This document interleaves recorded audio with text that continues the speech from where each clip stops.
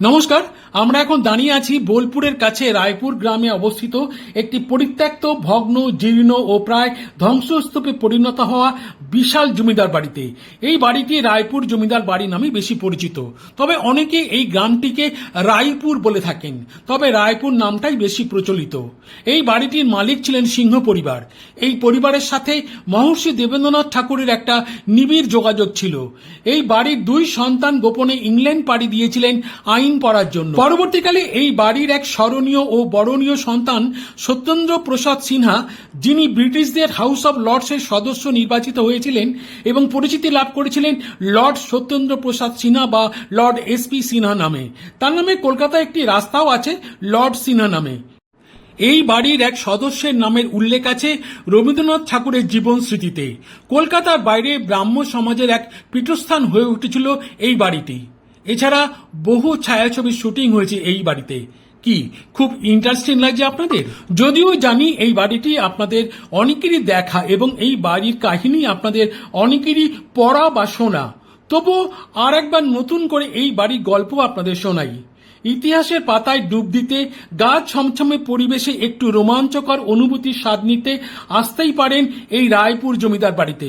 Bolpur station থেকে মাত্র 8 kilometre দূরে এই পরিত্যক্ত পৌর রাজবাড়িটি অবস্থিত।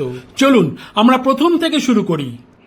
আমরা এখন দাঁড়িয়ে আছি সম্পূর্ণভাবে পরিত্যক্ত, ভগ্ন, জীর্ণ ও প্রায় ধ্বংসস্তূপে পরিণত হওয়া রায়পুর জমিদার বাড়ির সামনে।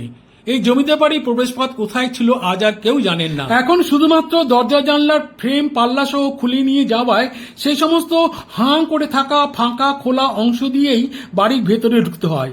আপনারা দেখতে পাচ্ছেন দেয়ালের গায়ে কিছু স্ট্যাকোর কাজ হয়েছে, যেগুলো মলিন ও বিবর্ণ হয়ে গেলেও কিন্তু প্রাচীন ঐতিহ্যকে বহন করে চলেছে। এই যে দেখছেন বাড়ির নিচের দরজা জানলার অংশগুলো সব ফাঁকা ফাঁকা হয়ে গেছে। ফ্রেম আর পাল্লা কে বা কারা কবে কখন খুলে নিয়ে গেছে কেউ জানে না। আমরা এবার এই দেয়ালের নিচের যে ফাঁকা অংশগুলো দেখছেন তারই একটা অংশ দিয়ে বাড়ির ভেতরে প্রবেশ করব।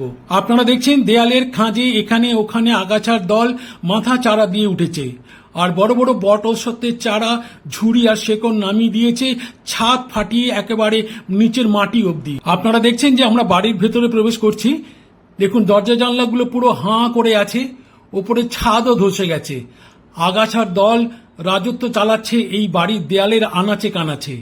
এখানে ওখানে ধ্বংসস্তূপ, ছাদ ধসে যাওয়ায়, দেয়াল ধসে যাওয়ায় এখানে ওখানে জঞ্জালের স্তূপ তৈরি হয়েছে। আপনারা ভিডিওটি দেখতে থাকুন আর আমি এই রায়পুর জমিদার বাড়ির ইতিহাসটা একটু বলতে থাকি। এই রায়পুরের জমিদার বাড়ির ইতিহাস প্রায় 250 বছরেরও কিছু বেশি। 1740 সালে মেদিনীপুরের চন্দ্রকোনা থেকে লালচাঁদ সিংহ নামে এক ব্যক্তি এই রায়পুরে এসে বসতি স্থাপন করেন এবং তাঁতের কাপড়ের ব্যবসা করে প্রচুর অর্থের মালিক হয়ে ওঠেন। শোনা যায় 1000 তাঁতিকে তিনি তার ব্যবসার কাজে যুক্ত করতে পেরেছিলেন। আপনারা জানেন যে সুরুল জমিদার বাড়ির পূর্বপুরুষরাও কিন্তু তাঁতের কাপড়ের ব্যবসা করে ধনী হয়ে উঠেছিলেন। শোনা যায় 1780 সাল নাগাদ লালচাঁদ সিংহের ছেলে শ্যামকিশোর সিংহ এই জমিদার বাড়ি তৈরির কাজে হাত দিয়েছিলেন।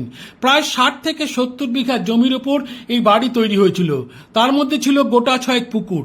এই শ্যামকিশোর সিংহের নামে কিন্তু বোলপুরের কাছে একটি জায়গা আছে যার নাম শ্যামবাটি। আপনারা হয়তো শ্যামবাটির নাম শুনে থাকবেন। পরিবারের লোক সংখ্যা বেড়ে যাওয়ায় 1784 সালে বাড়িটিকে আরো বাড়ানো হয়। বোলপুরে এইরকম 4তলা বাড়ি আর ছিল না। শত্রুর আক্রমণের হাত থেকে বাঁচতে বাড়িতে সুড়ঙ্গ পথ তৈরি করা হয়েছিল। পরবর্তীকালে এই বাড়ির সাথে একটা নিবিড় যোগাযোগ ঘটেছিল মহর্ষি দেবেন্দ্রনাথ ঠাকুরের। আপনারা দেখলেন এখানে ওখানে ছাদ ধসে গিয়ে নানা রকম জ্যামিতিক নকশা তৈরি হয়েছে, আর আগাছার দল যেন বাড়িটিকে গ্রাস করার আপ্রাণ চেষ্টা চালিয়ে যাচ্ছে তাদের মতন করে। হ্যাঁ, যে কথা বলছিলাম, সিংহ পরিবারের সদস্যরা মহর্ষি দেবেন্দ্রনাথ ঠাকুরকে ডাকতেন গুরুদেব বলে। তার হাত ধরে কলকাতার বাইরে প্রথম ব্রাহ্ম সমাজের পীঠস্থান হয়ে উঠেছিল এই রায়পুর জমিদার বাড়ি। এই বাড়ির 4তলায় দেবেন্দ্রনাথ ঠাকুরের জন্য একটি ঘর নির্দিষ্ট করা ছিল। তিনি বোলপুরে এলেই ওই ঘরেই থাকতেন। তাই নিয়ে গবেষকরা গবেষণাও করেছেন। সেই সময় বহু জ্ঞানী গুণী মানুষের পদার্পণ ঘটেছিল এই রায়পুর জমিদার বাড়িতে। আপনারা দেখতে পাচ্ছেন বাড়ির দেয়ালের এখানে ওখানে প্লাস্টার খসে গেছে, বেরিয়ে পড়েছে পুরনো আমলের পাতলা পাতলা ইট, কোথাও বা ইট ধসে গেছে বা খসে গেছে। একটা সময়ে বীরভূম ছাড়াও আরও বিভিন্ন জায়গায় এই সিংহ পরিবারের আধিপত্য বিস্তার লাভ করেছিল। শোনা যায় এই পরিবারের এক জমিদার ভুবন মোহন সিংহ মাত্র 1 টাকার বিনিময়ে শান্তিনিকেতনে বিশাল জমি মহর্ষি দেবেন্দ্রনাথ ঠাকুরকে লিখে দিয়েছিলেন, যার নেপথ্যে ছিলেন এই পরিবারের এক পূর্বপুরুষ শ্রীকণ্ঠ সিংহ। রবীন্দ্রনাথ ঠাকুরের জীবন স্মৃতিতে তার উল্লেখ আছে। আপনারা ভিডিওটি দেখতে থাকুন, আর আমি এই সিংহ পরিবারের আরও কিছু কথা আপনাদের সঙ্গে শেয়ার করে নিই। 1863 সালে এই সিংহ পরিবারে একটি শিশুর জন্ম হয়েছিল। অভিভাবকেরা তার নাম রেখেছিলেন সত্যেন্দ্র প্রসাদ সিংহ। পরবর্তীকালে তিনি লর্ড এসপি সিনহা নামে খ্যাতি লাভ করেছিলেন। তিনি ছিলেন এই পরিবারের অন্যতম কৃতি পুরুষ, যিনি ব্রিটিশ আমলে এক অনন্য ইতিহাস রচনা করেছিলেন। বলবো সে কথা। কথিত আছে খুব অল্প বয়সে সত্যেন্দ্র প্রসাদ সিনহা তার এক ভাইকে নিয়ে গোপনে ইংল্যান্ড পাঠিয়ে দিয়েছিলেন আইন পড়ার জন্য, এবং সেখানে আইন পাশ করে 1886 সালে ভারতবর্ষে ফিরে আসেন।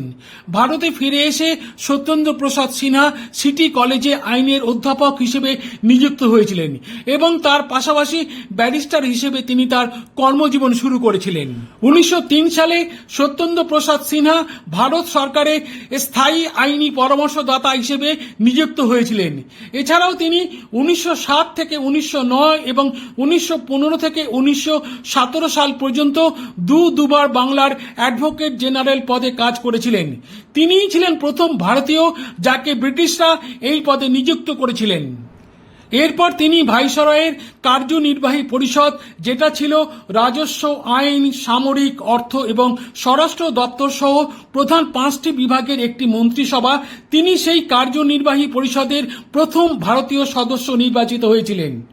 1915 সালের 27 ডিসেম্বর জাতীয় কংগ্রেসের মুম্বাই অধিবেশনে এসপি সিনহা বা সত্যেন্দ্র প্রসাদ সিনহা প্রেসিডেন্ট পদে নির্বাচিত হয়েছিলেন। 1919 সালে ব্রিটেনের হাউস অব লর্ডসের ভারতীয় সদস্য নির্বাচিত হয়েছিলেন। 1920 সালে বিহার ও উড়িষ্যার গভর্নর পদে তিনি নিযুক্ত হয়েছিলেন। পরে তাকে নাইট উপাধিতে ভূষিত করা হয়। তিনি তারপর থেকে লর্ড এসপি সিনহা নামেই পরিচিতি লাভ করেছিলেন। কলকাতার শেক্সপিয়ার সরণির কাছেই লর্ড এসপি সিনহাকে স্মরণ করে একটি রাস্তার নাম রাখা হয়েছে লর্ড সিনহা রোড। 1917 সালে এসপি সিনহা তৎকালীন ভারত সচিব এডউইন মন্টিগো সাহেবের সহকারী পদে নিযুক্ত হন এবং ইংল্যান্ডে চলে যান। ওই বছরই তিনি সিটি অফ লন্ডনের তরফ থেকে ফ্রিডম অব দ্য সিটি উপাধি লাভ করেছিলেন। এসপি সিনহা 1917 ও 1918 সালে বিশেষ যুদ্ধ সম্মেলনে ও 1919 সালে প্যারিসে অনুষ্ঠিত শান্তি সম্মেলনে ভারতের প্রতিনিধিত্ব করেছিলেন, যে সম্মেলনটি প্রথম বিশ্বযুদ্ধ শেষ হবার পর শান্তি চুক্তি নির্ধারণের জন্য গঠিত হয়েছিল। বিজয়ী মিত্র শক্তি এবং জার্মানির মধ্যে যে ভার্সাই চুক্তি স্বাক্ষরিত হয়েছিল, তিনি ছিলেন সেই চুক্তিপত্রের অন্যতম স্বাক্ষরকারী। লর্ড সিনহা তার কর্মজীবনে অনেক উজ্জ্বলতার সাক্ষ্য রেখে গেছেন। তিনি তার কর্মজীবনে উল্লেখযোগ্য অবদানের জন্য বহু উপাধিতে ভূষিত হয়েছিলেন, অনেক প্রশংসা এবং সমাদর লাভ করেছিলেন।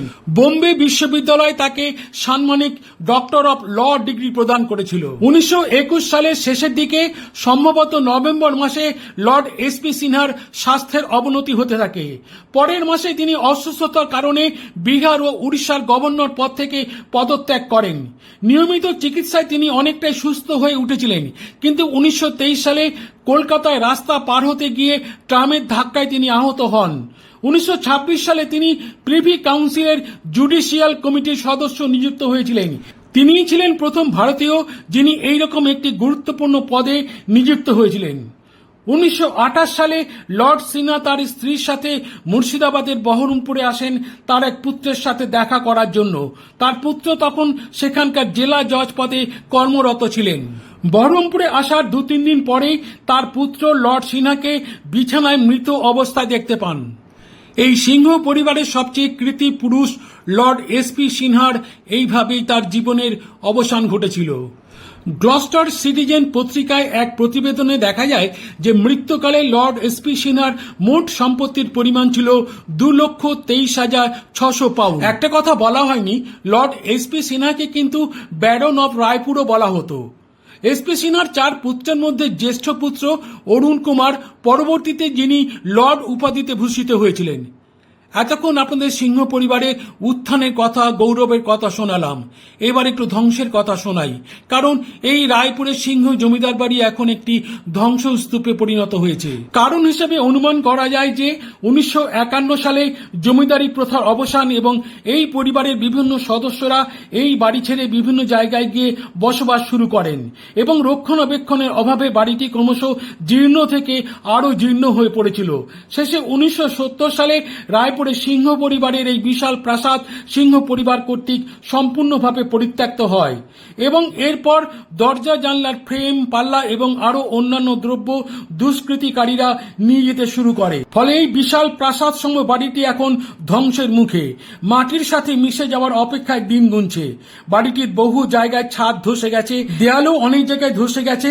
শুধু আজও কিছু দেওয়াল মাটির উপর মাথা তুলে দাঁড়িয়ে দীর্ঘশ্বাস ফেলছে। তাদের বুকে শুধু হাহাকার, শূন্যতা এবং একরাশ যন্ত্রণা। এবারে আপনারা যেটা দেখছেন সেটি হলো একটা অন্ধকার সুড়ঙ্গ পথ। ভেতরে ঢোকবার সাহস হয়নি, কারণ এতটাই অন্ধকার এবং ভেতরে সাপখোপ থাকার সম্ভাবনা প্রবল। তাই বাইরে থেকেই একটু ছবি তোলার চেষ্টা করেছি এবং সেই ছবি আপনাদেরকে দেখানোর চেষ্টা করছি। এখনো এই বাড়ির লম্বা করিডোর, দেয়ালের গায়ে ভগ্ন ও কালচে হয়ে যাওয়া কুলুঙ্গি, গোপন অন্ধকার সুড়ঙ্গ পথ, ধসে যাওয়া সিঁড়ি অতীত দিনের গৌরবের কথা শোনায়। কিন্তু তার কথা শোনার মতন আজ আর কেউ নেই। এই বিশাল পুরো রাজবাড়ি ঐশ্বর্য, ক্ষমতার জীবন্ত প্রমাণ। ভাঙা পাঁচিল, পলেস্তারা খসে গিয়ে ইট বেরিয়ে পড়া দেওয়াল, আর সেই দেওয়ালের খাঁচে কাজে গজিয়ে ওঠা আগাছার জঙ্গল এবং চামচিকেদের রাজত্ব, ধসে যাওয়া ছাদের মাঝে ছোট আয়তাকার, গোলাকার ইত্যাদি জানা জ্যামিতিক নকশা, আর তারই ফাঁক দিয়ে বর্ষাকালের ঘোলাটে আকাশ। এই ধ্বংসস্তূপে পরিণত হওয়া জমিদার বাড়িটি যেমন আমাদের মনটাকে বিষণ্ণ ও ভারী করে দিয়েছিল, তেমনি আকাশের ঘোলাটে মেঘও আমাদের মনটাকে বিষণ্ণ ও ভারী করে দিয়েছিল। ভেঙে পড়া দেওয়ালের গায়ে কোথাও কোথাও স্ট্যাকোর কাজ আজও এই পরিবারের প্রভাব, প্রতিপত্তি ও জৌলুসের স্বাক্ষর জানান দিচ্ছে, যদিও আস্থা মলিন ও ক্ষয়িষ্ণু হয়ে পড়েছে। রহমত আলী থাকলে হয়তো বলতো, সব ঝুট হ্যায়, সব ঝুট হ্যায়।